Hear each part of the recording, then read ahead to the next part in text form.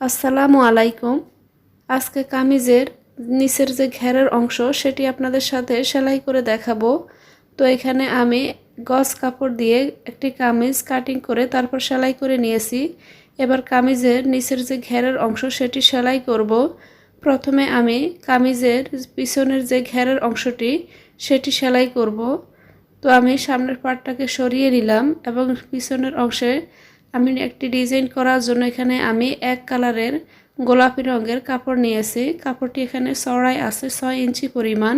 এবার এই কাপড়টিকে আমি সমান দুই ভাঁজ দিয়ে এভাবে ফোল্ড করে নিব। তো হাত দিয়ে এভাবে একটু চেপে নিব। তো পুরো কাপড়টিকে আমি এভাবে ভাঁজ দিয়ে নিব।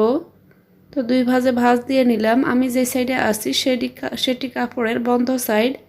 এবার এখানে যে খোলা অংশটি সেটি আমি নিচের ঘেরের অংশের সাথে এভাবে মিলিয়ে সেলাই করে নিব। তো সেলাইটি ঠিক পাশে কাপড়টি রেখে তারপর উল্টো সাইডে সেলাইটি করে নিতে হবে।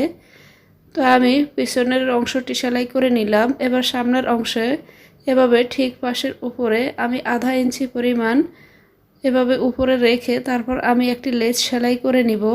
সেলাই করে তারপর আমি এভাবে ভাঁজ দিয়ে তারপর ওই আধা ইঞ্চিকে আমি ফোল্ড করে সেলাই করে নিব। তো আমি কাপড়টিকে এখানে এভাবে সেলাই করে নিয়েছি। এবার কাপড়টিকে এভাবে উল্টিয়ে নিলে দেখবেন খুব সহজে ফিনিশিংভাবে লেসটি অ্যাটাচ হয়ে গেছে। আশা করছি আজকের এই ভিডিওটি আপনাদের কাছে অনেক হেল্পফুল লেগেছে। তো আমি এখানে লেসটির উপরে এভাবে একটি সাপ সেলাই দিয়ে দিলাম। এবার সাইড পাড়ার অংশ এখানে আমি এভাবে সেলাই করে নিব। ভিডিওটি ভালো লাগলে প্লিজ চ্যানেলটি সাবস্ক্রাইব করে রাখবেন, সেই সাথে ভিডিওতে একটি লাইক দিয়ে দিবেন।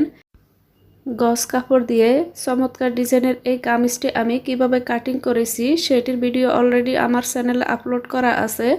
আপনারা চাইলে আমার চ্যানেল থেকে গিয়ে দেখে নিতে পারেন। আশা করছি ভিডিওটি আপনাদের ভালো লাগবে। Thank you so much for watching this video.